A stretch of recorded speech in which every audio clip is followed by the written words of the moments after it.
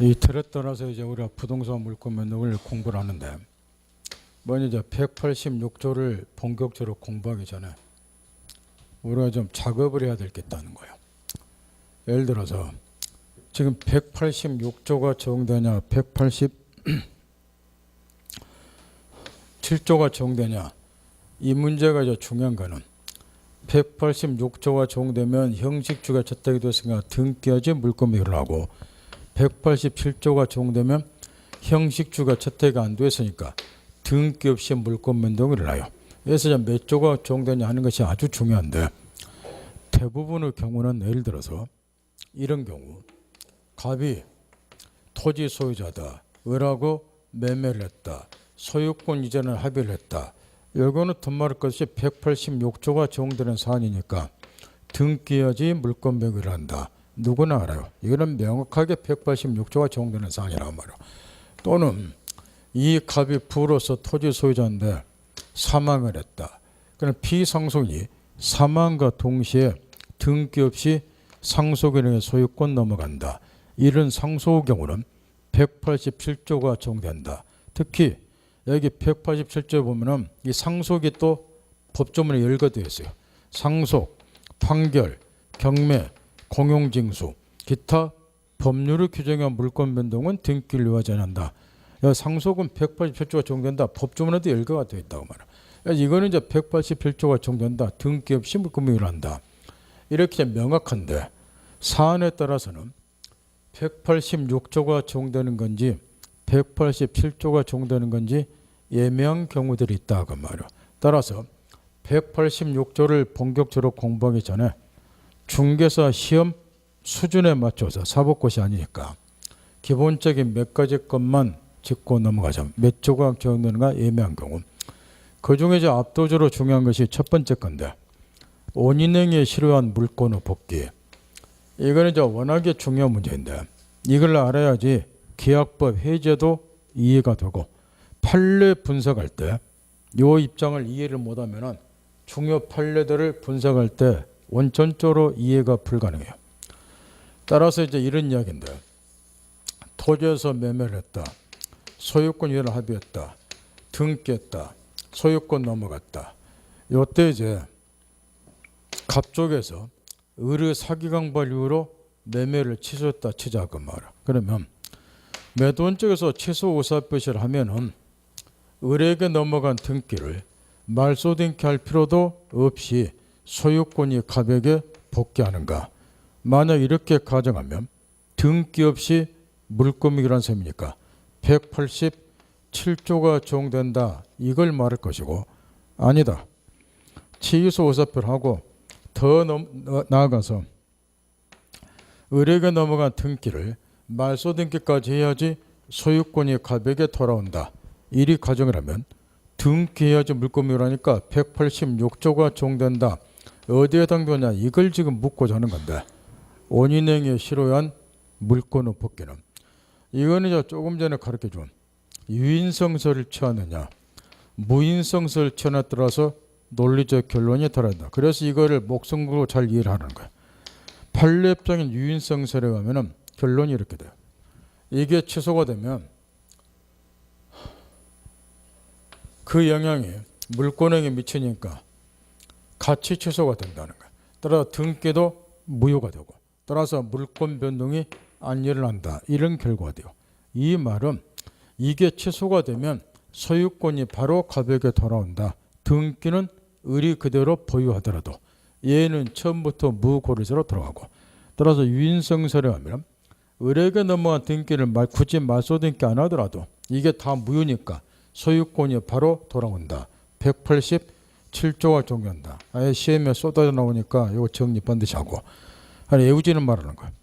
무인성설을 하면은 정반대 결과가 돼요. 이게 취소가 되더라도 그 영향이 물권행위에 안 미치니까 물권행위는 유효다. 등기 유효니까 물권 변동이 일어나고, 취소가 됐음에도 불구하고 얘가 그대로 소유권을 일단 보유를 해요. 대신 얘가 소유권을 보유하는 것은 법률상 원인이 없었음에도 불구하고 소유권 보유한 셈이니까 이게 부당이득이다. 따라서 얘가 소유권을 찾아오려면 부당이득 반환 조건을 행사해서 의뢰 등기를 악착같이 말소를 시켜야지 넘어갔던 소유권이 갑에게 돌아온단 말이야. 따라서 무인성세를 하면은 말소 등기하지 소유권이 돌아오니까 186조가 적용된다. 결론이 이렇게 되는데 시험은 요 판례 입장을 출창출제를 하니까 또 이걸 알아야지 중요 판례들이 제대로 분석이 되니까 요거 연구 잘하란 말. 어떤 입장 찾을 때 결론이 달라지니까. 그 다음 두 번째, 재단법인의 설립 시에 출연재산의 기속 문제는 옛날 시험에서는 이걸 제일 많이 물어봤는데 요즘 시험에서 좀 출제가 뜸하지만 그래도 판례 입장 정도는 뭔지 알아는 둬야 된다는 거. 지금 이걸 묻고자 하는데 갑이 지금 을이라고 하는 재단법인 하나 설립하고자 한다. 그럼 재단법인의 경우는 반드시 이제 재산을 출원을 해야 되는데 장학재단, 장학사업하려면 재산이 필요하다. 딱 재산을 출원해야 되는데 얘가 현금이 아니라 자기가 소유하고 있는 빌딩 한 채를 출원해서 재단법인을 설립하고자 한다. 그럼 법인은 누누이 하겠다피 자연인과 마찬가지로 권리 능력자이기 때문에 이 건물에 대한 소유권은 궁극적으로 재단법인으로 넘어갈까 하면 법인이 권리 능력자니까 이때 묻고자 하는 것은 이걸 묻고자 한다. 첫째, 이 재단법인이 성립되기만 하면 법인이 성립이 되려면 시간 중에도 몇 번 가르쳐 주다 법인 설립 등기라면 법인이 성립돼요. 지금 설립 등기 한때를 말하는데 법인이 성립되기만 하면 이 건물에 대한 등기가 이전이 안 되더라도 재단법인 앞으로 소유권이 넘어가는가. 만약 이렇게 가정을 하면 187조가 적용된다 이 이야기가 될 것이고 아니다.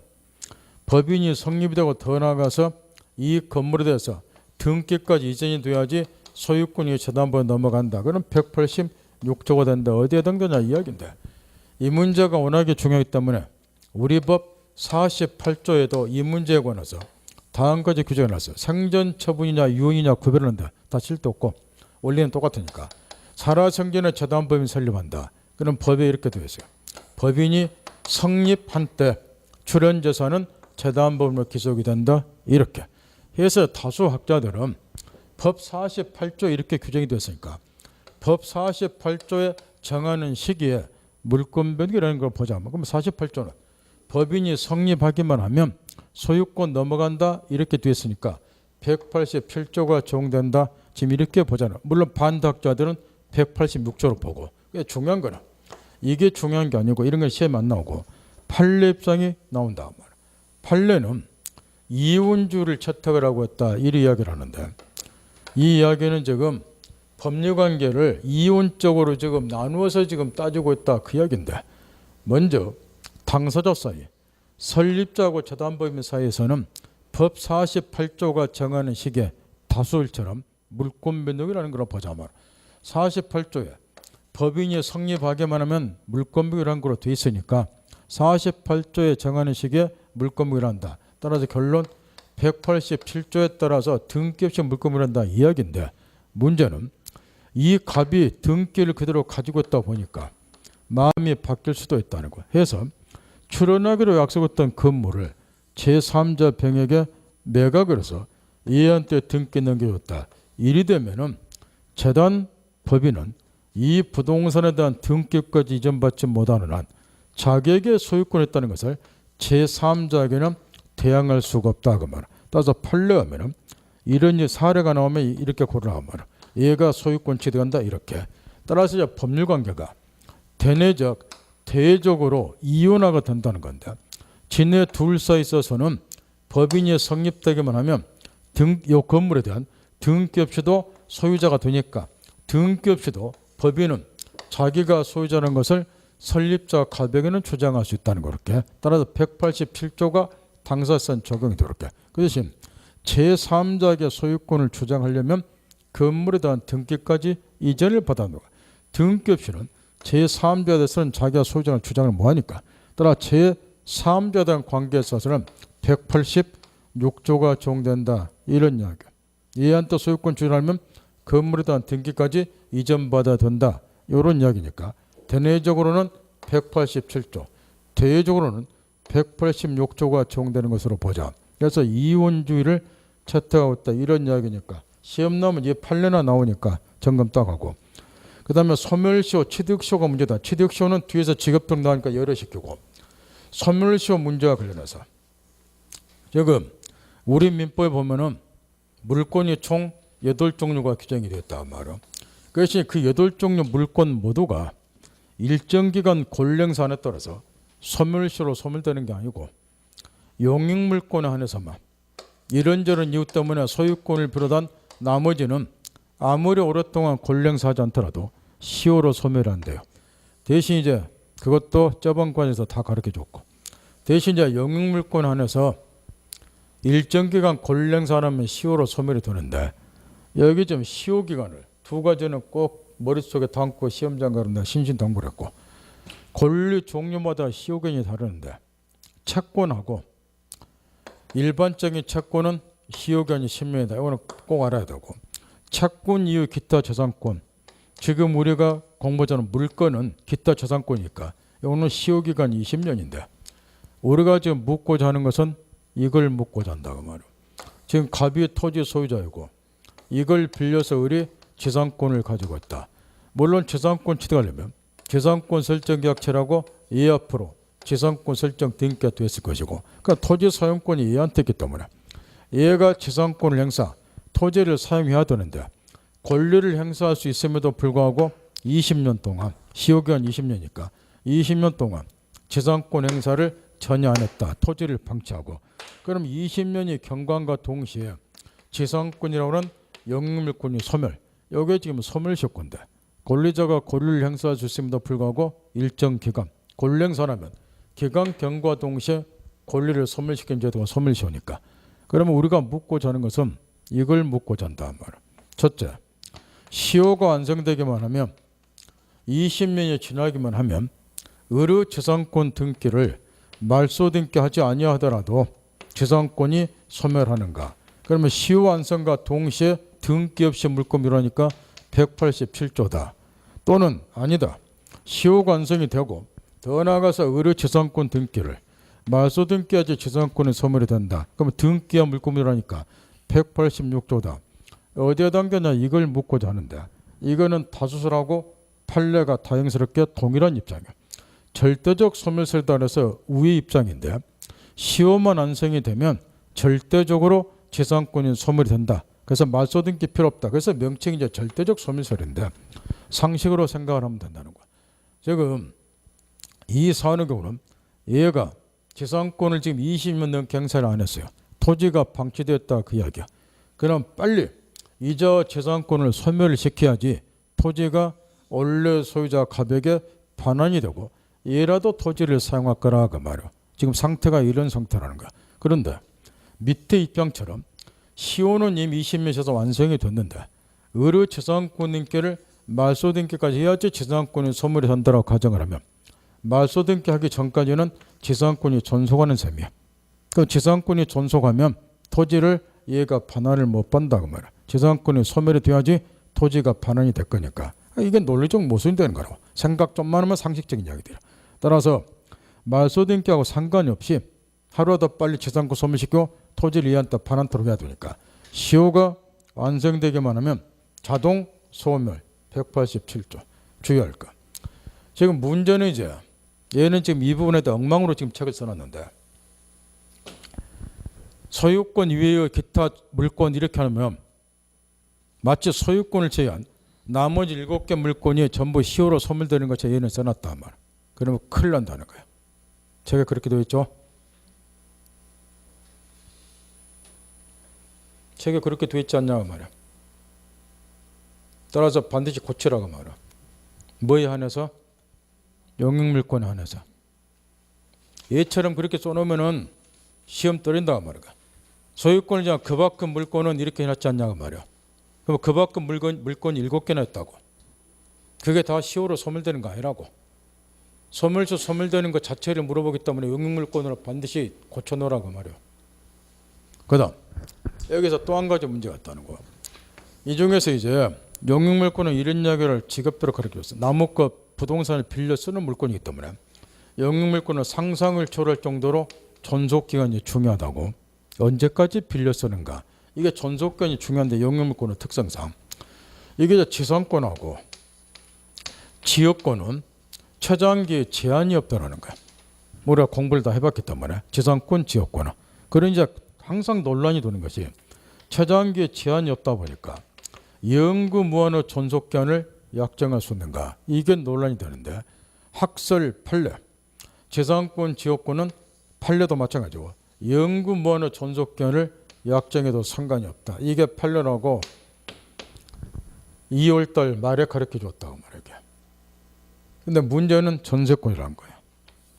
이 전세권은 최장기가 딱 모질이 되어 있어요. 10년을 초과하면 안 된다고. 여기서 이제 문제가 터진다는 거예요. 지금 이 용익물권은 시효기간이 20년이라고.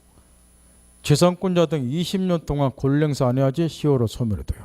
근데 지상권 지역권은 최장기 제한이 없기 때문에 20년의 시효에 걸릴 수가 있겠지만 전세권은 길어봐야 10년이에요. 그럼 전세권자가 20년이 지나도록 전세권 행사를 안 해야지 전세권이 시효로 소멸이 된다, 이런 논리가 성립이 되는데, 이거는 길어봐야 10년이기 때문에 시효기간 20년에 걸릴 일이 없다는 거예요. 그래서 이제 다수 학자들은, 이거는 견해들이 있지만 다수 학자들은 이거는 용익물권은 시효기간 20년인데 요거는 최장기가 10년이기 때문에 성질상 시효로 소멸될 수가 없다, 이렇게 지금 이야기를 한다. 걔네들은 전 다수 학자들 이렇게. 그래서 요 세 가지가 논란이 되고, 그 중에서도 전세권은 최장기가 10년이니까 더 논란이 되고 있다. 여기까지 정리 잘해두라고 말이야. 나머지 거는 시험하고 상관이 없고. 그 다음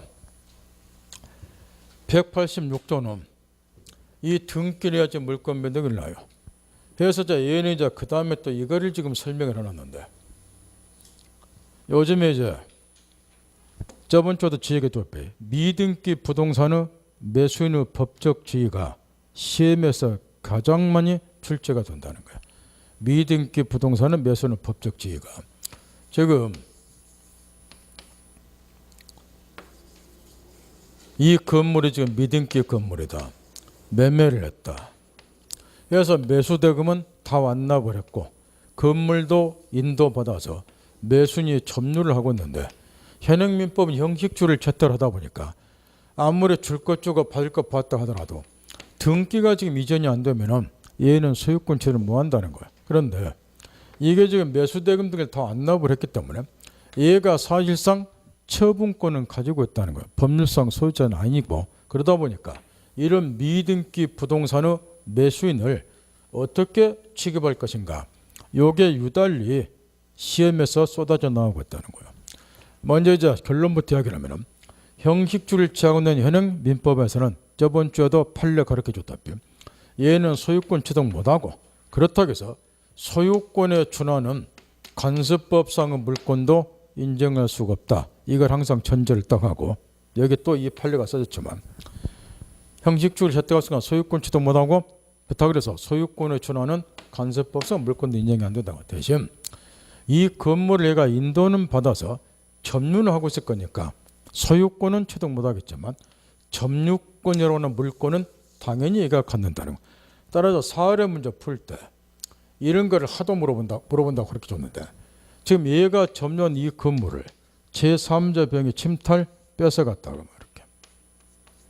그랬을 경우에 이 을은 당연히 얘한테 뺏어간 건물 반환달라고 흔히 말하는 물권적 반환 조건을 행사를 해서 빼앗긴 물건을 되돌려 받아야 될 건데, 요때 얘한테는 현재 소유권이 없기 때문에 얘가 소유권을 주장해서 물권적 반환 조건은 당연히 행사를 못해요. 소유자니까 돌려달라, 이거는 안 될 거라면. 대신 현행 민법상으로는 점유권도 물권으로 되어 있고 이 점유권도 같이 침해를 당했기 때문에 점유권에 기인한 물권적 반환 조건, 점유권이 침해돼서 인정된 물권적 조건을 줄여서 점유 보호 청구권 그러죠.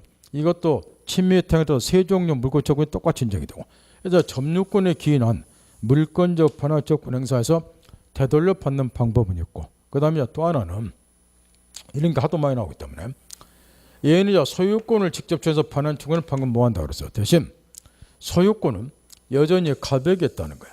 따라서 갑이 소유자니까 소유권에 기인한 물권적 반환 조건을 얘한테 행사하면 될 것이고, 얘가 소유권에 기인한 뭐 된다고 그랬어요.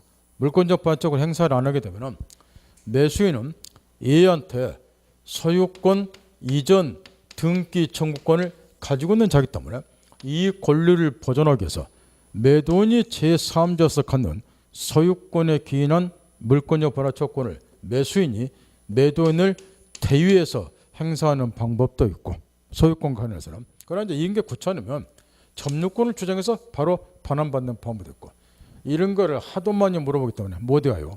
완벽하게 이 정도는 또 이해해서 풀어야 되고 그 다음 두 번째로 문제가 되는 것은 그러면 얘는 매매등까지 다 완납을 했음에도 불구하고 건물 인도받아 점유하고 있음에도 불구하고 소유권은 취득 못해요. 따라서 얘는 얘한테 소유권 이전 등기 청구권을 여전히 갖게 되는데 그러면 이 등기 청구권은 소멸시효로 소멸이 안 되는가? 등기 전 받아야지 법적으로 소유권 취득할 건데 지금 현재 상태는 이 권리를 가지고 있다는 거. 그럼 이거를 10년이 지나도록 전혀 행사 안 하면 10년 지난 후에도 등기 넘겨달라고 청구하고 등기 전 받아서 소유권 취득할 수 있는가? 아니면은 이것도 채권이기 때문에 시효기간 10년 내에 걸리는가? 이 소유권 이전 등기 청구권은 소멸시효가 문제가 되는데 요거는 뒤에서 자세히 배우니까 뒤에서 살펴보기로 하고 그 다음 여기 뒷페이지 넘기면 판례가 한 10줄짜리가 나왔는데 이 판례가 물권 청구 관련해서 시험에서 하도 물어보는 판례인데 그 판례를 압축시켜서 써놓은 것이 앞에 1, 2번인데 그거 읽을 필요 없고 그거 읽어봐야 문제 못 푸니까 뒤에 판례 원본을 읽어야 된다는 거. 그래야 구절구절 시험에서 물어보니까 지금 갑이 토지 소유자다 하면 토지에 대해서 매매를 했어요. 얘가 매매 대금을 다 완납을 했고 토지도 인도받아서 매수인이 점유를 하고 있는데 문제는 등기전은 안 됐다는 거예요. 그러면 얘는 지금 미등기 부동산의 매수인이라고 말이야. 근데 등기전 아직 못 받았고 근데 얘가 다시 제3자 병에게 또 미등기 전매를 해서 얘한테 토지가 인도돼서 점유를 하고 있어. 근데 여전히 법률상의 소유자는 등기가 아직 이전이 안 되기 때문에 얘가 법률상의 소유자예요. 이렇게. 그러다 보니까 이게 문제가 된다는 거예요. 사례 문제라 또 지겹도록 지금 나오고 있는데 갑이 현재 점유자 병에게 내가 소유자다 소유권을 주장해서 토지를 반환달라고 반환 청구할 수 있는가? 이게 지금 문제인데 물권적 반환 청구권이 제한받는 경우가 있어요. 어떤 경우냐? 상대방이 목적물을 점유할 수 있는 권리를 가지고 있는 경우는 물권적 반환 청구권 행사가 제한을 판단하고 이걸 지금 묻고 있는 판례인데 지금 이 사안에서 이 을은 매매를 했어요. 그러니까 매매 효력으로 목적물 인도받았고 얘는 매매 대금도 다 완납한 상태고 그럼 매매 효력으로 얘는 목적물을 점유할 수 있는 권리를 간다는 말. 그러면 동일한 이유에서 얘도 지금 얘하고 매매를 했기 때문에 이 병도 매매 효력으로서 이 토지를 점유할 수 있는 권리를 갖게 된다는 거. 그러니까 점유할 수 있는 권리가 상대방이 있게 되면은 소유권에 기인한 물권적 반환 청구권은 행사할 수가 없다. 이런 취지인데 여기서 이제 문제가 또 하나 있다는 거. 여기 지금 소유권에 기인한 물권적 반환 청구권 현재 점유한 이한테 행사할 수 있는가? 이거는 한 10번 가까이 사례 등으로 엄청나게 출제가 됐어요. 그런데 이 판례에서 그 판례 마지막 읽으세요. 이게 지금 시험에 나와야 되는데 이게 지금 출제가 안 되고 있다는 거예요. 그러면 얘한테 소유권에 기인한 물권적 반환 청구권 행사를 못하면은 부당이득 반환 청구는 못하는가? 이게 이제 문제가 된다고 판례 그 원본으로 나와 있는데 이거는 지금 출제가 안 되는데 앞으로 반드시 나올 거라고 말이야. 무슨 이야기냐? 지금 얘가 토지를 점유해서 사용하는 것이 가부 현재 법률 소유자는 갑이기 때문에 가부 토지를 얘가 부당하게 사용을 했고 따라서 부당이득을 취하고 있으니까 차임 상당액을 부당이득으로 상환해달라고 얘한테 청구는 못합니까? 판례는 지금 이것까지 그 마지막 글을 쓰였다시피 지금 따지고 있는데 이 상설만큼 이게 지금 출제가 안 되고 있다는 거예요. 결론부터 이야기하면 그 8조 나왔다시피 부당이득 반환 청구도 뭐 한다는 거야. 왜냐? 부당이득이라 하면 여러 번 나왔다시피 법률상의 원인이 없이 남의 부동산을 무단으로 지금 점유를 하고 있어요. 근데 이 경우는 법률상 원인이 있어요. 매매를 했다는 거예요. 따라서 이 매매 효력으로 얘가 점유를 하기 때문에 얘는 정당하게 점유할 수 있는 권한이 있어요. 법률상 원인이 있다고 말할게. 따라서 부당이득을 취한 바가 없기 때문에 법률상 소유자가 갑이락하더라도 소유권이나 물권적 반환청구권 당연히 행사 못하고 부당이득 반환 청구권 행사 못한다. 요거 특히 신경 쓰라고 말이야. 그다음 여기 이제 186조와 관련해서 이제 기초를 닦았으니까 원래대로 돌아가서 186조는 등기를 해야지 물권 배분을 한다 이렇게 되기 때문에 여기 이제 초점을 맞춰야 되는데 시간종에 직업도록 나왔어요. 무조건 등기가 존재한다 그래서 물권 변동이라는 거 아니라고. 그 등기가 원인 무효가 되면 등기가 100만 번 있다고 하더라도 소유권 안 넘어간다고 말이야. 따라서 물권 변동을 하려면은 이 등기는 반드시 유효한 등기일 거. 그래야 물권 변동을 한다. 여기에 초점을 딱 맞추라 말이야. 그런 다음에 유효한 등기가 되려면은 어떤 요건을 갖춰야 되는가? 이게 이제 검토가 돼야 된다는 소리인데 유효한 등기하지 물권 변동을 하니까 첫째, 부동산 등기법이 정하는 적법 절차에 따라서 등기가 경로될 것. 그래야지 유효한 등기라고 볼 수 있고 물권 변동을 한다는 것. 이에 관한 요건을 등기 형식적 유효권 이렇게 이야기를 하고 이거는 이제 글자 그대로 부동산 등기법에 정하는 적법 절차에 따라서 등기가 경로될 것 이렇게 되어 있으니까 여기 형식적 유효권은 등기법 영역에 속하니까 등기법 시간에 직업대로 배웠을 것이고 그럼에도 불구하고 우리 민법 시험에서도 중시해서 출제되는 것이 집중 출제 중에 두 가지가 있는데 등기법상 이거는 등기법에 정하는 적법 절차니까 등기법상 물권 변동을 하려면은 일단 등기가 존재해야 된다고 말이야. 그래야 물권 변동이라든가 말든가 하니까. 그런데 문제는 이걸 시험에서 물어보는 게 아니고 어떤 사정, 주로 이제 시험에서 민법에서 주로 물어보는 게 등기의 불법 말소 문제인데 등기의 불법 말소 등으로 인해서 존재했던 등기가 없어졌다. 그랬을 경우에 그 등기가 표상하고 있던 물권이 소멸하는가 이 문제가 집중 시험에 나오고 민법 시험에서도 이게 검토가 돼야 되고 두 번째 등기법상 1부동산 1등기기로 원칙이 기본 원칙이고 따라서 하나의 부동산에 대해서는 하나의 등기만이 존재해야 되는데 이런저런 이유 때문에 하나의 부동산에 대해서 이중으로 등기, 그중에서 이제 보존 등기가 주로 문제가 되는데 이중으로 보존 등기가 경되는 경우가 있다. 그러면 1부동산 1등기기로 원칙에 의해서 등기법상 어느 하나 등기는 무효가 되어야 되는데 어떤 것이 무효고 어떤 것이 유효냐 줄여서 중복 등기 문제.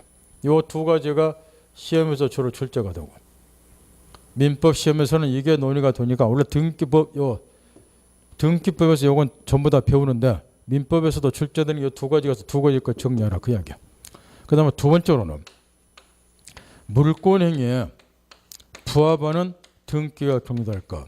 그래야 유효한 등기가 되고 물권 변동을 하는데 이에 관한 거를 등기의 실체적 유효권이라고 민법의 실체법이란 말이야. 따라서 실체적 유효권은 우리 민법 영역에 속하고 물론 이에 관한 것도 등기법 시험에서 요즘에는 좀 뜸하지만 등기법 시험 역으로 출제되는 경우도 있고 이 실체적 유효권에서 가장 이제 집중 시험에서 논의가 되는 것이 중간 성역 등기 문제고 이 중간 성역 등기 같은 것도 물권행위에 부합하는 등기로 볼 수 있는가 가장 논의가 지금 분분한 것이 이 대목이고 두 번째로 시험에 출제되는 것은 무효등기 유효 문제고 세 번째로 이제 논의되는 것이 등기 원인을 실제와 달려서 등기하는 경우 이런 것도 물권행위에 부합하는 등기로 볼 수 있는가 따라서 이런 등기가 경로돼도 물권비율하는가 지금 논의되는 건데 여기서는 이제 이 두 가지가 주로 문제되고 여기서는 이게 문제가 되고 책에 잡아서 정리 또박또박 하라는 거. 얘는 지금 이런 부분들을 허접하게는 책에다 써놓게 써놨는데 책에 없이 그냥 지 마음대로 번호 붙여서 써놨는데 그렇게 공부하면 안 되고 독공부 그렇게 허접하게 하는 거 아니라고 말이야. 뭐 책에 딱 잡고 왜 이런 것들이 문제가 되는가, 어디 소속인가 딱딱 책에 잡으면서 공부하라는 거. 먼저 형식적 유효권에서 중복 등 불법 말소 문제. 요거는 이제 워낙에 시험에서 출제를 많이 하기 때문에 판례를 순서에 따라서 정리정돈을 해야 되는데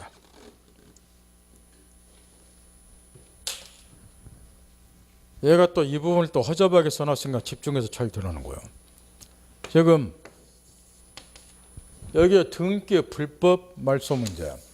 요거는 이제 주로 저당권과 관련해서 실무에서는 주로 논의가 되기 때문에 저당권에서 사례 문제도 우리 시험에서는 저당권과 관련해서 이게 사례도 출제된 바가 있고 따라서 지금 이런 거를 묻고자 한다는 소리인데 지금 이 을이 갑으로부터 1억 원을 빌려고 이 건물에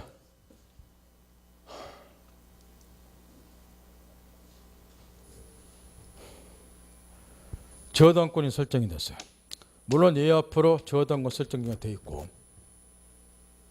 문제는 돈이 또 필요하니까 여기에다가 다시 병으로부터 또 돈을 빌면서 후순위로 2번 저당권을 또 설정을 해줬어요. 얘는 그러면 1번 저당권자가 되고 동일 목적물의 저당권은 여러 개가 동의 성립할 수 있죠. 목적물 점유를 얘가다 보니까. 근데 이 상태에서 얘가 돈이 필요하다 보니까 이 건물을 제3자 정에게 매각하고자 한다면 실무상으로 비일비재하게 우리가 겪고 사는 일들이게. 그러면 보통 이제 거래 관행이 하면은 이 경우는 이 을이 매각을 하더라도 건물 매각 대금이 한 4억이다. 4억 전액을 받을 수가 없다는 거야. 이자들의 채권액만큼 매매대금에서 까고 나머지만 얘한테 지금 얘가 이제 이 저당권을 인수한다. 이런 식으로 거래를 하기 때문에 따라서 얘는 제값을 못 받기 때문에 여기서 저 장난을 치는 경우가 있다는 거예요. 등기 서류 등을 위조를 해서 선순위 1번 저당권 등기를 불법 말소시켰다 그 말 이렇게. 그 저당권은 지금 얘가 하나만 있는 것처럼 됐겠죠. 해서 이제 매각을 했다 이렇게. 소유권이 넘어갔고 그러면 여기서 이제 문제는 이 저당권 등기가 불법 말소된 1번 저당권이 소멸하는가 존속하는가 여기서는 이게 문제라는 건데 당연히 소멸할 일은 없어요. 왜냐? 지금 실체관계는 1억 원짜리 채권이 존재하는 거야. 민법은 실체법이니까 실체관계 따지는 것이고 그러면 이게 지금 등기가 돈을 안 갖고 서류 지어서 불법 말소를 시켰기 때문에 이 말소 등기는 실체관계에 부합하는 등기가 아니라는 거야. 실체관계가 부합이 안 됐기 때문에 이건 당연히 무효가 돼요. 말소시킨 것은. 실체관계는 1억 원 채권 존재한다는 거니까. 따라서 1번 저당권은 당연히 소멸이 안 된다. 이건 막 필연적인 이야기인데 문제는 이제 이런 거란 말이야. 왜 불법 말소등을 들고 1번 저당권이 소멸한다는가. 이에 관해서 우리 판례는 이런 입장을 취하고 있단 말이야. 등기란 물권의 이 말 자체도 우리 시험에 나오고 그러죠. 물권의 효력 발생 요건이지 효력 존속 요건은 아니다. 판례 입장이 이런 건데 이 말을 여기에 그대로 대입을 시키면 이 1번 저당권 물권 효력이 발생이 되려면 저당권 등기는 반드시 존재해야 된다. 등기해야지 물권이 발생한다. 그런 이야기니까. 물권 효력 발생 요건이니까. 그러나 효력 존속 요건은 아니기 때문에 저당권이 존속하기 위해서 등기도 존속할 필요는 없다. 존속 요건은 아니니까. 따라서 이 등기가 이처럼 불법 말소가 되더라도 이 등기가 표상하던 물권 1번 저당권은 소멸하지 않는다. 그 말이렇게. 따라서 이제 2단계. 그러면 이 1번 저당권자는 이 등기가 불법 말소가 됐음에도 불구하고 여전히 1번 저당권을 가지고 있기 때문에 2단계. 불법 말소된 저당권 등기를 회복시켜달라고 회복등기 청구를 한다. 이 구절구절 다 시험에서 물어봤으니까 토막만 내지 말고 과정을 찾아살피라는 거야. 회복등기 청구를 한다. 그 말이야. 그러면 이 경우 회복등기 청구는 누구한테 하는가? 원리가 딱 정해졌어요. 불법 말소 당시 소유자로 따라 이 경우에 이제 불법행사 소유자는 얘고 현 등기명의 정이 아니고 얘한테 회복등기 청구를 한다. 다시 하게 구절구절 시험에 다 나온 거니까 야매로 하지 말고 정확히 깨우치는 거니까 얘한테 회복등기 청구를 하고 이때 세 번째 문제점이 생긴다는 거. 이 정의 문제라는 거야. 얘는 지금 이 건물을 지금 매수를 했는데 저당권이 하나만 있다고 생각해서 매수를 했는데 이 건물에 1번 저당권이 다시 부활이 되면은 얘한테는 이유관계가 지금 중단에 걸려 있다는 거. 따라서 회복등기 청구와 관련해서는 현 등기 명의 현재 소유자 정은 이해관계가 달려있고 그러면 등기법상 이해관계는 승낙을 얻어야지 회복등기 청구가 가능하다는 거. 근데 다행스럽게 우리 대법원 판례는 현재 소유자 정은 이해관계는 이해관계이지만 이 회복등기 청구에 승낙할 의무가 있다. 판례가 이렇게 딱 못질려는 승낙할 의무가 있다고. 따라서 회복등기 청구에 승낙해줄 의무가 있으니까 결국 1번 저당권 등기는 다시 부활하게 되고 그럼에도 불구하고 위해가 하나 있다는 거. 그게 어떤 경우냐. 이 동일한 사안에서 1번 저당권자가 회복등기 청구할 수 없는 경우도 있다 그 말이야. 그걸 또 시험에서 물어보는데 그거는 이런 경우란 말이야. 지금 이 경우에 1번 저당권 등기가 불법 말소가 된 상태에서 회복되기 전에 2번 저당권자 병이 얘가 돈을 안 갚으니까 이걸 경매 청구를 했어요. 해서 이제 제3자에게 경락이 됐다가 말. 그러면 저당권 공부할 때 여러 번 이야기했다시피 후순위 권리자 경매 신청에서 경락이 되더라도 경락과 동시에 선순위 저당권은 언제나 소멸한다 그 말이야. 얘는 착권에서만 하면 되니까. 따라서 이 경우는 후순위 저당권자 경매 청구에서 경락이 된 결과 선순위 1번 저당권은 완전히 소멸이 돼버려. 요 1번 저당권 등기가 불법 말소됐기 때문에 소멸했다는 소리가 아니고 경매에 의해서 경락 결과 소멸했다고요. 이미 소멸이 됐기 때문에 이 경우는 더 이상 회복등기 청구는 안 된다. 그러면 그 다음 문제, 그 다음 것도 시험에 나왔으니까 그러면 그 다음에는 얘는 그럼 어떻게 보호가 되어야 될 것인가. 회복등기 청구는 불가하고 이게 문제란 말이야.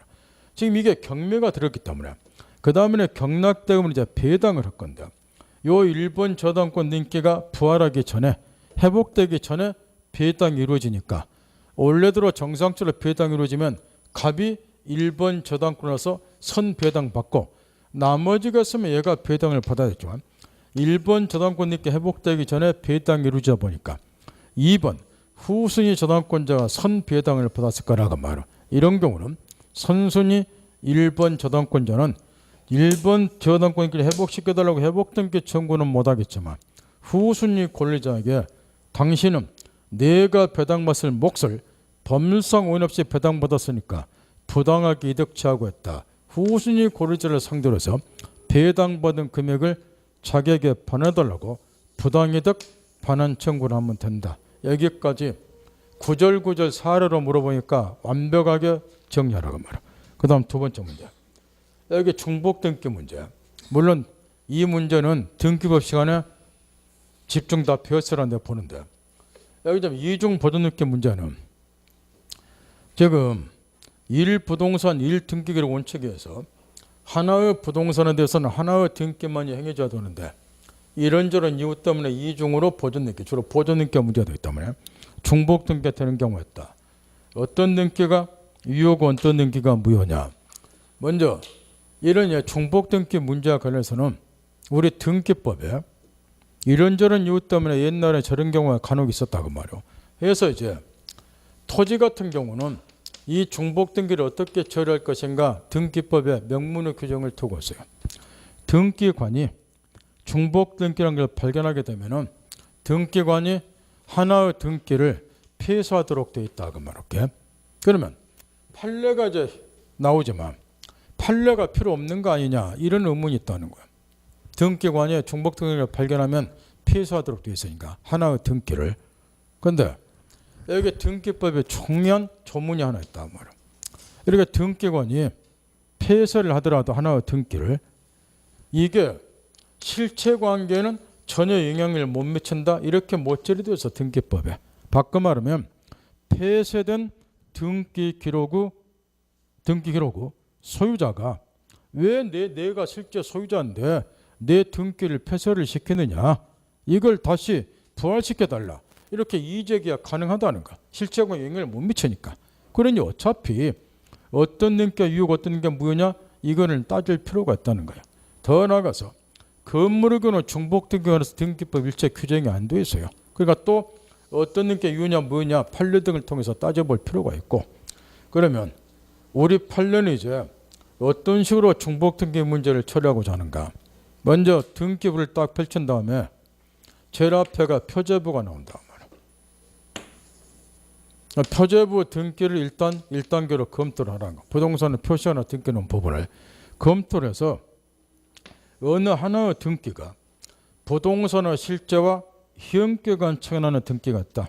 부동산 실제와 희영격에 처한하는 등기가, 부동산의 실제는 100평방미터 서울 신림동 100-1번지 소재 요건데, 하나의 등기 기록을 보니까 100평방미터 신림동 100-1번지 제도로 기재된다.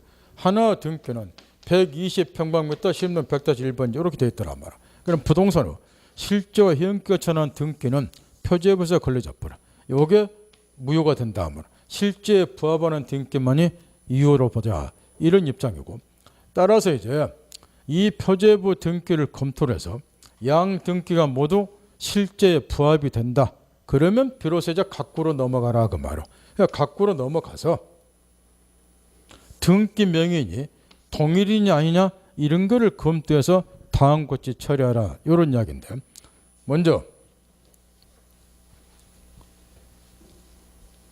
이 갑이 최초 부동산 소유자라고 가정을 하고 해서 얘가 이제 등기 기록을 새로 개설해서 지 앞으로 일단 소유권 보존 등기를 했다고 가정을 하자. 이렇게 이 상태에서 이 갑이라는 애가 이 부동산을 을에게 매각을 했어요. 그러면 지극히 당연하게 이 보존 등기가 터잡아서 이전 등기를 하면은 얘가 등기 기록 새로 개설할 필요 없이 여기에 터잡아서 이전 등기 하면은 아무 문제될 것이 없다는 거야. 그런데 이 을이라는 애가 뜬금없는 짓을 했다는 거야. 여기에 터잡아서 이전 등기를 한 게 아니라 자기도 다시 등기 기록을 새로 개설해서 자기 앞으로 또 보존 등기를 했다, 이런 이야기야. 그래서 이제 이중으로 동일부동산에서 보존 등기가 됐다, 지금 이런 이야기인데, 문제는 이제 이런 거란 말이야. 얘가 자기는 이제 매수해서 정당한 소유자라고 생각을 하니까 이 부동산을 병에게 다시 양도해서 얘 앞으로 이전 등기가 격려가 됐다. 그럼 이렇게 이때 이제 이 갑이라는 애가 그대로 있으면 또 문제가 안 될 건데, 이게 지금 등기를 얘가 계속 그대로 가지고 있다라. 그 이게 뭐야 하고 다시 얘가 정에게 또 매매를 했다는 거야. 그래서 이 정에게 다시 이전 등기가 격려가 됐다 그 말이야. 이 경우에 이 부동산의 소유자는 판례할 때 누구냐, 이런 거를 찾아내라고 말이야. 그러면 이게 지금 동일 부동산에서 이중으로 보니까 격려된다. 이 경우는 등기 명의 동일이냐 아닌 경우란 말이야. 만약에 등기 명의 동일인 경우는 그 시험에 거의 출제를 안 하는 거야. 그건 딱 원리가 정해졌어. 선 보존 등기가 유효, 후 보존 등기 무효인데 등기 명의 동일인이기 때문에 별다른 의미는 없다는 거야. 왜냐? 어떤 게 유효든 무효든 권리자는 똑같기 때문에. 그런데 왜 이 경우는 따지고 있느냐? 우리 시험에서는 이걸 출제를 했다는 거야. 지금 등기 명의인이 AA 동일이냐고 가정하자 한번. 선 보존 등기 A, 후 보존 등기 A 이렇게. 어떤 게 무효냐 유효냐 따질 필요 사실 없는 거야. 여기에 무효든 여기에 무효든 권리자는 어차피 똑같으니까. 근데 왜 이걸 따지느냐? 판례는 등기 명의 동일인 거는 선 보존 등기 유효, 후 보존 등기 무효로 보는데 이걸 때문에 물어보는 게 아니고 각 보존 등기에 터잡아서 이전 등기가 또 격려될 수 있다고 말할게. 그러면 이 B하고 C 중에서 어떤 놈이 소유자인가, 이게 문제라는 거야. 이걸 따지려면은 선 보존 등기가 유효고 후 보존 등기가 무효다, 이게 영향을 발휘하는 거야. 여기 이전 등기의 우열 관계는 이전 등기의 선으로 따지는 게 아니죠. 그 바탕에 된 보존 등기의 선을 기준으로 우열 관계 따지는 거야. 그러면 선 보존 등기가 유효니까 여기에 터잡아서 B 명의 이전 등기가 유효가 되고 얘가 소유권 취득하는 것이고, 후 보존 등기는 무효니까 여기에 터잡아서 이전 등기가 격려된 뭐야? 얘는 등기 무효인가 소유권이 또 뭐한다? 이것 때문에 명의인이 등기 명의 동일인 것도 선, 유효, 후, 무효 이걸 따진다 그 말. 이것만 깨우치면 되고 문제는 시험은 이걸 집중 물어볼 거란 말이야. 등기 명의 이렇게 동일인이 아닌 경우 이렇게. 이거는 이제 판례가 한번 바뀌었는데 바뀐 판례는 이렇게 이야기를 한단 말이야. 선 보존 등기가 원인무효가 아니란 선 보존 등기 유효, 후 보존 등기는 무효로 보자마. 특히 실패하는 사례처럼 이게 이제 매수에 의해서 나는 이 부동산을 값으로 매수했단 말이야.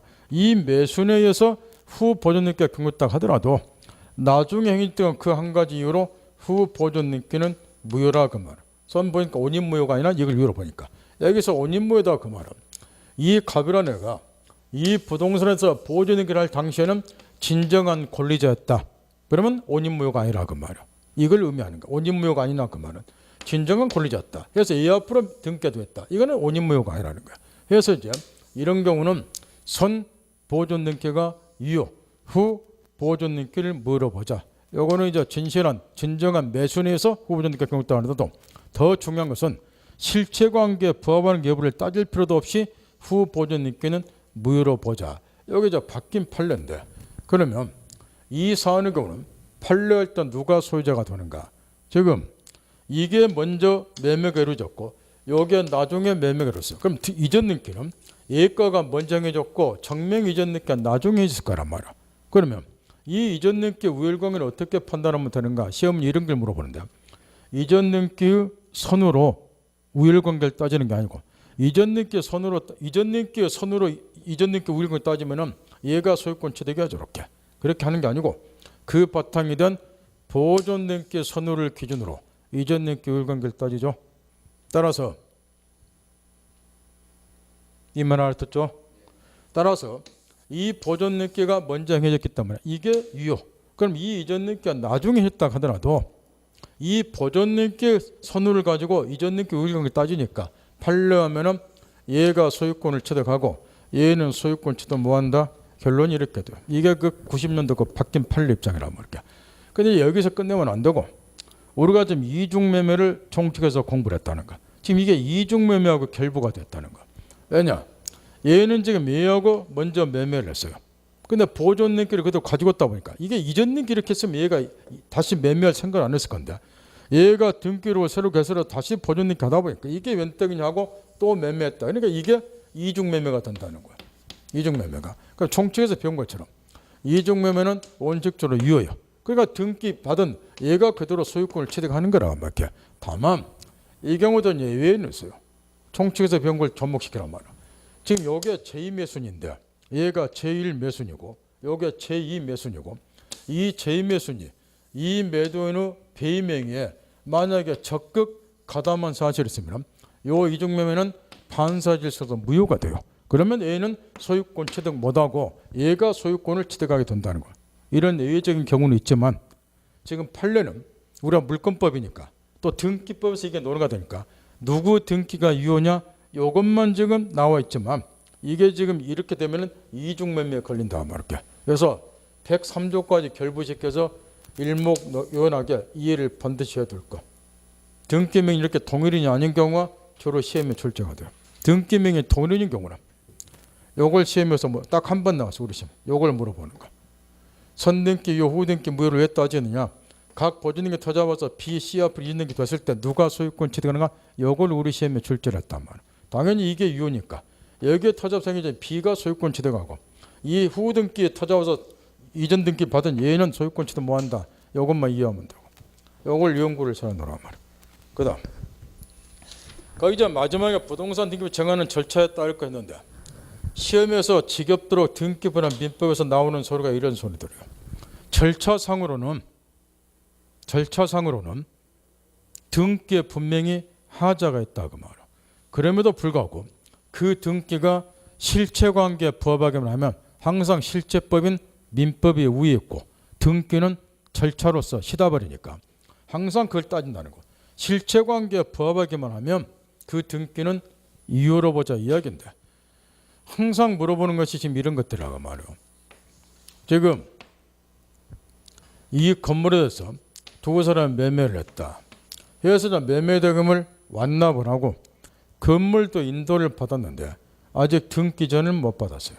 그러면 등기 신청해서 등기 이전 받아야지 내가 소유권 취득하고 그 다음에 이 건물이 내 거 됐으니까 뭐 담보로 제가 돈을 빼서 뭐 사업다고 이렇게 될 건데 등기는 공동 신청이라는 거야. 나 혼자 뭐 한다 말이야. 이 새끼가 이제 등기 협조를 빨리 안 해줘 이게. 나는 지금 마음이 급해 죽겠는데. 해서 이제 이 매수인이 여기는 반드시 이 말이 전제되었어요. 매매대금을 완납했다는 것이 이게. 지금 판례는 지금 이런 말을 안 써놨는데 그러니까 오해만 안 된다는 거야. 무조건 매매하면은 얘가 등기서로 이제어서 자기 등기도 이 등기가 유효다 이렇게 오해한 사람들 부지기수인데 그런 의미가 아니고 매매대금을 완납했다 그 말이야. 그러면 얘가 이제 등기는 이제 못 받았지만 실체적으로는 소유자나 마찬가지라 그 말이야. 근데 등기를 얘가 빨리 이전을 안 해주니까 급한 마음에 등기소를 이조해서 자기 명의로 등기를 했다 그 말. 그럼 절차상으로는 서류를 이조했다. 분명히 하자가 있어요. 그럼에도 불구하고 등기소를 이조해서 등기한 이게 유효냐 무효냐 이걸 따지는 건다.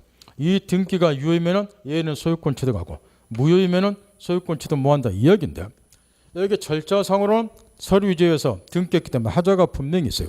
그럼에도 불구하고 항상 민법이 우위했다. 실체관계 요게 우위했다 말. 정말로 진정한 권리자 얘 맞냐 그 말이야. 따라서 실체관계에 부합하게 말하면 서류 이조한 이 등기도 유효로 보자는 거야. 얘 소유권 취득을 해줘야 하니까. 이거는 실체관계에 부합한다는 거야. 그래서 매매대금을 완납했다 이게 항상 전제가 돼야 되는 거야. 일부라도 미납하면 이 등기는 무효야. 이번 어떻겠나요? 여기도 지금 그 밑에 판례에다가 2번 판례가 이걸 설명하고 있는데 그 2번 판례를 절대 오해하면 안 된다는 거. 소유자가 되려부터 토지를 적법하게 매수한 실제 매수는 소유권이 있으니까 이조된 서류에서 경고도 안 한다. 실체관계에 부합하는 등기는 유효하다 이렇게 하면 되겠죠. 근데 이 말소는 뭐가 내포되어 있다. 그러지 그게 들어가 있어. 매매대금을 일부라도 미납하면 이 등기는 무효라고.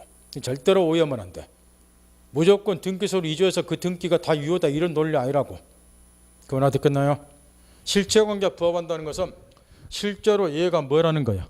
소유자나 마찬가지다 그 이야기야. 그럼 소유자나 마찬가지 되려면 매매대금을 뭐 해야 된다고. 이게 항상 전제가 되어 있는 거야. 그러니까 엉망진창으로 공부하지 말라고. 또 이걸 엉터리로 가르친 새끼들도 많아. 등기 선생도 마찬가지고 민법생도 마찬가지고. 실체관계나 말의 의미를 잘 깨우치라고. 그다음 등기 이제 뒤에 보면 또 실질적 유효권 해놓고 아가 또 이상한 짓을 해놨는데 그 밑에 이제 3번이 실질적 실체적 유효권 해놓고 그 다음에 번호를 똑같이 매겨서 4번에 중간생략 등기 뒤에 넘기면 5번에 지금 무효등기 유용 이렇게 막 열거를 해놨는데 이러면 안 된다고. 체계적으로 아까 얘기한 것처럼 중간생략 등기 문제하고 무효등기 유용 문제는 어디에 소속이 되어 있다. 실체적 유효권에 소속이 되어 있는 거야. 이렇게 따로따로 3, 4, 5 써보면 이거 개편된다고 이게.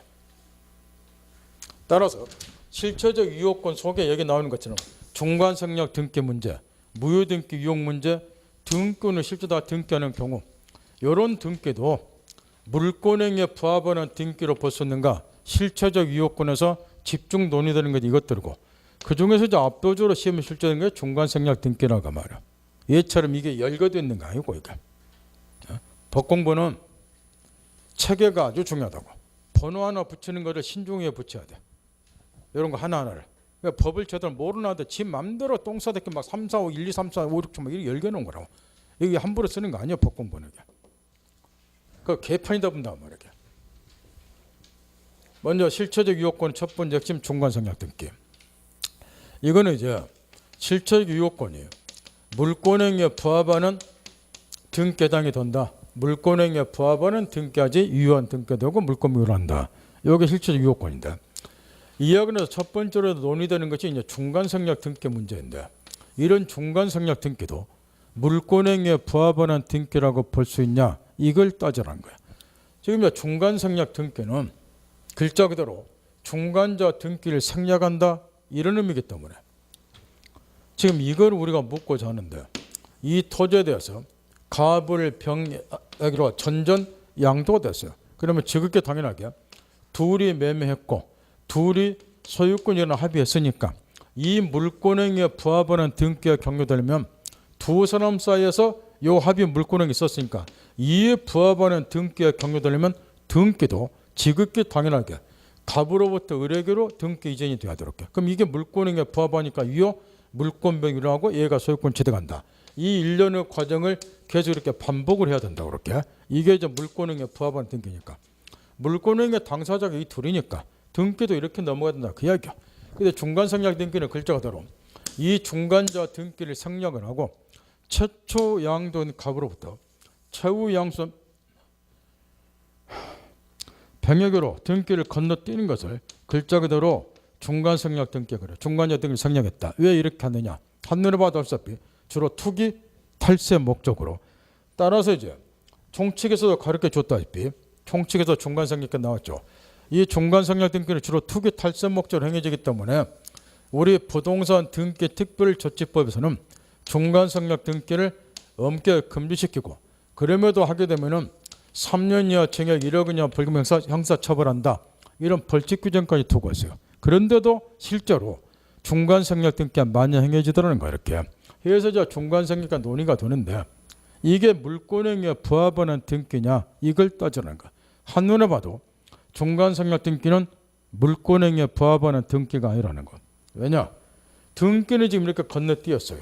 그럼 이 등기가 물권행위에 부합하려면 각과 병 사이에 소유권 이전 합의 각과 병 사이에 이 물권행위가 있어야 돼요. 그래야지 이 중간생략 등기가 물권행위에 부합하는 등기라고. 근데 물권행위는 이렇게 행해졌어요. 등기만 건너뛴다 그래서 이게 물권행위에 부합하는 등기가 아니라고. 따라서 원래 원칙적으로 하게 되면 이 중간생략 등기는 무효니까 얘는 소유권 취득 뭐한다? 물권비가 아니라니까 이런 결론에 달해야 되는데 이렇게 되면 시험에 낼 일 없겠죠. 그 반대니까 시험에 낼 것이고 그럼에도 불구하고 이 중간생략 등기는 무효가 아니라 좀 유효로 본다는 건데 유효로 보게 되면 등기 건너뛰어도 얘는 소유권 취득한다 이런 결론이 될 것이고 그러면 이게 한눈에 봐도 물권행위에 부합하는 등기 아님에도 불구하고 학설, 동시에 판례가 이런 중간생략 등기를 유효로 보는가. 물론 전제 요건 하나 갖춰야 되지만 중간생략을 하고 나서 3자 전원 합의가 있는 걸 전제로서 이걸 유효로 봐요. 그 전제 요건을 갖추기는 갖춰야 되지만 왜 이거를 유효로 보는가. 그에 관해서는 통상 이렇게 이야기를 한다 말로 가장 바람직한 등기는 물권 변동의 과정을 빠짐없이 하나하나 정확히 반영하는 등기가 가장 바람직한 등기라는 거. 바로 이런 등기들. 둘이 물권을 했으면 등기도 이렇게 이전이 되고 또 이렇게 매매하고 물권을 했으면 등기도 이렇게 되고 이런 게 물권 변동 과정을 정확하게 반영하는 등기요. 이 등기가 가장 바람직한 등기지만 굳이 그렇게 하지 않더라도 등기란 이게 핵심 현재의 진실한 권리관계만 반영하고 있으면 이런 거는 됐다. 이유로 보자 그 말이에요. 그러면 중간생략 등기는 물권 변동 과정을 빠짐없이 반영하는 등기는 아니지만 현재의 진실한 권리관계는 반영하고 있단 말이에요. 현재 병의 소유자면 틀림이 없고 병 명의로 등기되어 있지 않냐 그 말이에요. 그러면 이걸 유효로 보자 해서 이제 중간생략 등기를 유효로 보게 되는데 이때 첫 번째로 이 중간생략 등기를 유효로 보려면 한 가지 전제 요건 최초 양도인 중간자 최후 양수인 3자 간의 중간생략 등기를 하는 합의가 있을 것. 이 합의를 전제로 해서 중간생략 등기는 유효로 보자 말이야. 만약에 이런 중간생략 등기를 하는 3자 합의가 없으면 얘가 합의가 있으면 중간생략 등기가 허용이 되니까 얘가 얘한테 직접 이전 등기 청구가 가능해요. 그러면 등기가 건너뛰고 중간생략 등기 되는데 중간생략 등기라는 3자 합의가 없으면 얘가 얘한테 직접 이전 등기 청구는 뭐 한다는 거야. 대신 이런 방법을 써야 된다는 거야. 순서 그대로 일단은 얘가 얘한테 이전 등기 조건 갖고 그럼 얘는 또 얘한테 매매했으니까 이전 등기 조건 갖고 아직 등기가 이전이 안 되면 최후 양수는 중간자를 대의해서 얘가 얘를 대신해서 최초 양도인에게 당신 나한테 말고 얘한테 빨리 등기 전해 줘라. 얘가 얘를 대의해서 얘한테 등기 조건 행사. 그럼 등기가 이렇게 이전이 되고 그 다음에 나도 이전 등기 청구권 행사해서 이전 받고, 그럼 이건 중간성역 등기 아니죠. 합의 없으면은 직접 이전 등기 청구는 못하니까 이렇게 대의 행사를 해야 된다. 요게 이제 중간성역 등기는 기본이고, 이와 관련해서 특히 저 신경 써야 될 판례들이 이런 것들이란 말이야. 시험에서 이제 가장 많이 물어보는 판례는 이 대목인데, 방금 얘기한 것처럼 중간성역 등기가 유효가 되려면 최초 양도의 중간자 최후 양순 전원 후 중간성역 등기를 하기는 3자 합의가 있을 것, 이걸 전제로 이렇게. 그런데 시험에서 가장 많이 물어보는 판례가 요거라고 말이야. 채권 양도 방식에 의한 중간성역권도 허용될 수 있는가? 이걸 이제 시험에서 중간성역 물으면 가장 많이 물어보는데, 이거는 이걸 묻고 있다 말이야.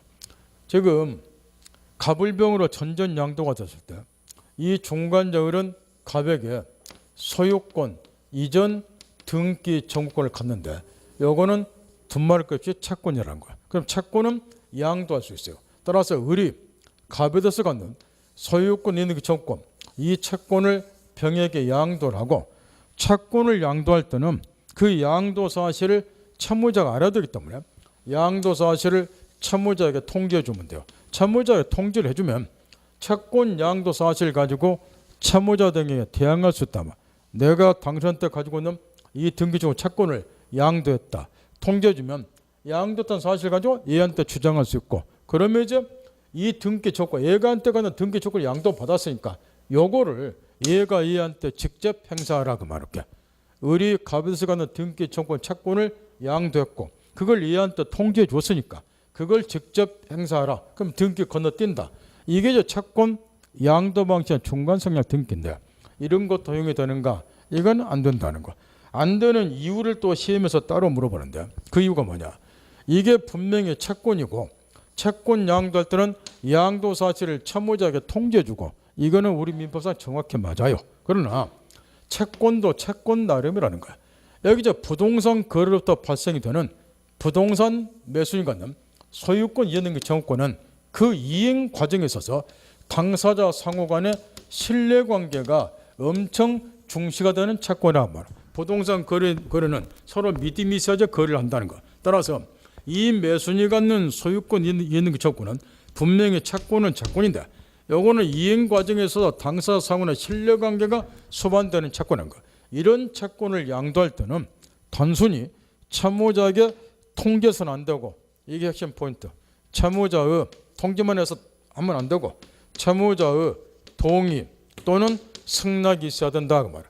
이 동의나 승낙이 없는 한 이런 채권은 양도할 수가 없다는 거. 따라서 채무자, 그러니까 최초 양도인 이자 동의나 승낙이 없는 한 채권 양도 방식에 한 중간성역 등기는 허용될 수가 없다. 이걸 가장 많이 물어봐요. 이걸 이해를 특히 잘하면 나머지 한번 예어서라도 맞히지 마. 거기 지금 우측에 보면 가로친 4번 판례가 지금 중간자 등기조건 양도 이렇게 제목도 아주 그지같이 써놨는데, 이게 채권 양도 방식에 한 중간성역 등기 판례. 그 앞에 세 줄은 그 밑에 색칠한 판례를 압축시켜 놓은 건데, 그 밑에 색칠한 5줄짜리 판례 원본을 읽으라고 말이야. 그걸 압축시키는 그 위에 거 써놓은 거예요. 그러니까 95대 1호로 7호 똑같은 거잖아요. 그 똑같은 걸 말로 써놓냐고. 또라이도 아니고. 그 다음 두 번째로 이제 합의와 관련해서 거기 가로친 5번에 쓰였는 판례 2개가 아니라 두 번째로 요즘에 집중 물어보는 판례 2개인데, 합의 의미와 관련해서 이걸 묻고 있는 판례란 말이야. 첫 번째 그 판례는 지금 중간성역 등기라고는 3자 합의가 있다고 이렇게. 그러면 합의가 있으면은 얘가 얘한테 직접 이렇게 이전 등기 청구가 가능해. 이렇게 최후 양순이 최초 양도인에게 직접 이전 등기 청구할 수 있다면 그 등기가 건너뛴다는 거. 이렇게. 그렇다고 보면 여기 중간자가 최초 양도인에서 갖는 소유권 이전 등기 청구권, 거꾸로 말하면 이 최초 양도인 갑이 이에 대해서 부담하는 소유권 이전 등기 의무, 요거는 필요가 없는 거 아니냐 그 말이야. 합의가 있으면 이렇게 이전 등기 청구하고 등기 건너뛰니까. 해서 이제 합의가 있는 거구나. 의류 갑에 대한 등기 청구권, 갑의 을에 대한 이전 등기 의무가 소멸하는 거 아닌가 합의가 있으니까 요걸 묻고 있는데, 소멸하는 거 아니라 그 말이야. 합의가 있다 그래서 꼭 등기가 이렇게 넘어가는 법 없어요. 가장 바람직한 등기는 순차적으로 등기가 넘어가는 거예요. 이렇게. 근데 합의가 있다 그래서 이자에 대한 등기 청구권이 소멸된다 이렇게 보게 되면 항상 등기가 건너뛰어야 된다는 거예요. 이렇게. 순차적으로 등기는 원천적으로 봉쇄가 되고 이게 잘못됐다는 거. 따라서 합의가 있다 하더라도 이자에 대한 등기 청구권 자체가 소멸되거나 이자에 대한 등기 의무가 소멸되는 거 아니라는 거야. 합의라고 하는 것은 별다른 의미가 없어요. 내 등기를 상정하고 등기 건너뛰더라도 나는 이의제기 안 하겠다 이런 의미밖에 없기 때문에 이자 등기 청구권 자체가 소멸되는 거 아닌 거. 따라 합의가 있더라도 등기가 순차적으로 이진될 수도 있는 거예요. 꼭 이렇게 건너뛰라는 법은 없고 따라 그거 점검해야 되고 두 번째 판례는 이걸 지금 묻고 있는데 중간성략 등기를 하기는 3자 합의가 있다 그래서 최초 양도인으로 매매대금 조건 행사가 제한받는가 이걸 묻고 있는데 이 합의가 따라서 최초 양도는 매매대금 조건 행사가 제한받는가 아니라는 거야. 무슨 이야기냐. 지금 중간성략 등기라는 3자 합의가 있었어요. 이 상태에서 갑을 두 사람이 매매대금을 한 3천만 원 인상시키기로 약정을 맺었다 그 말은. 그러면 중간성략 등기라는 3자 합의가 있으니까 당연히 얘는 얘한테 직접 이전 등기 청구를 할 것이고 이때 갑이 병에게 중간성략이라는 3자 합의 후에 을하고 매매대금으로 3천만 원 인상시키기 약정을 맺었기 때문에 중간자 을이 인상분 3천만 원 지불할 때까지 당신한테 등기자 뭐 하겠다 동시행함권 행사할 수 있는가 이걸 묻고 있는데 당연히 인상할 수 있고 그러면 인상분 3천 지급할 때까지 이전 등기 거절할 수 있고 요지는 중간성략이라는 3자 합의에 따라서 최초 양도는 매매대금 조건 행사가 제한받는가 아니라는 거. 그래서 이 판례가 집중 시험 나오니까 거기에 4번하고 5번하고 그걸 그 판례들을 제일 많이 물어보니까 정리했다고 하고 그 다음에 그 토지거래 허가금 내의 중간성략 등기 관련해서도 특히 신경을 써야 될 것이 지금 일반적으로 토지거래 허가구역 밖에 있는 토지들 이런 토지들은 지금 가르쳐준 판례 일반 원리가 그대로 적용이 돼요. 중간성략 등기라는 3자 합의가 있으면 중간성략 등기는 유효가 되고 물권 변동이 일어나고 이렇게 되는데 이게 지금 토지거래 허가구역 내에 소지하는 토지라고 말해요.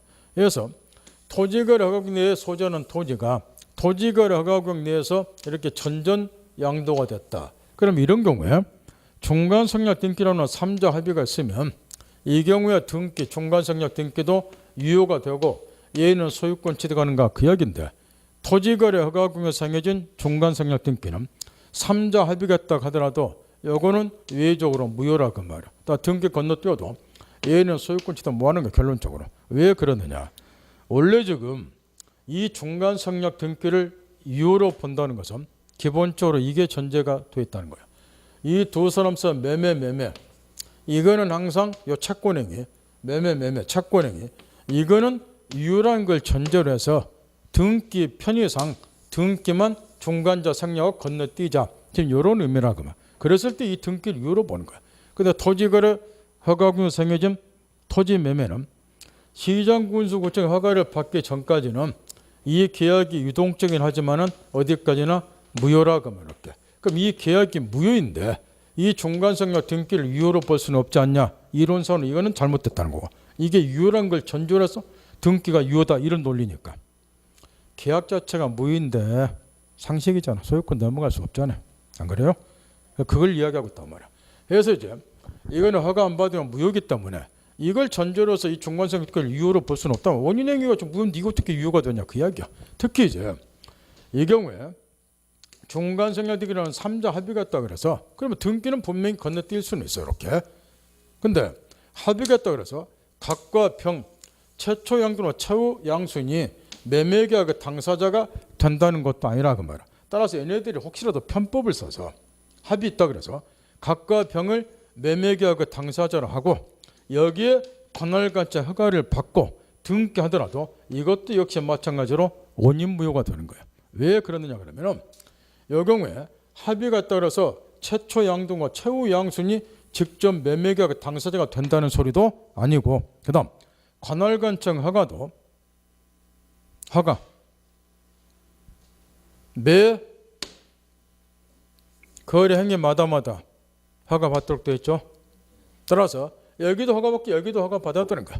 근데 합의 따라서 지네 둘의 계약의 당사자인 것을 하고 여기에만 관할 거쳐 허가 받아서 등기해봐야 이게 다 무효라고 말이야. 허가도 매 거래 행위마다 받아야 되기 때문에 따라서 이런저런 이유 때문에 토지거래 허가로 정해진 중간생략 등기는 3자 합의겠다 하더라도 예외적으로 무효니까 물권 변동이 아니란다. 특히 제도 취지를 또 생각해 보는 거야. 생각 없이 공부하지 말고 토지거래 허가제는 토지의 투기적 거래를 방지하기 위해서 두고 있는 거죠. 이유는 딱 이거야. 투기적 거래를 방지하지 않은 거야. 그러니까 중간생략 등기는 뭐 때문에 하는 거예요? 토기 탈세 목적으로.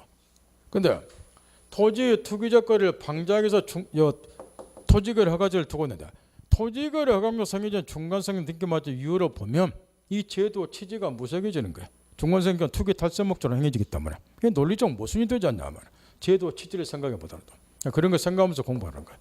그다음 여기자 무효등기 유혹 문제는 그러면 쉬었다 하죠.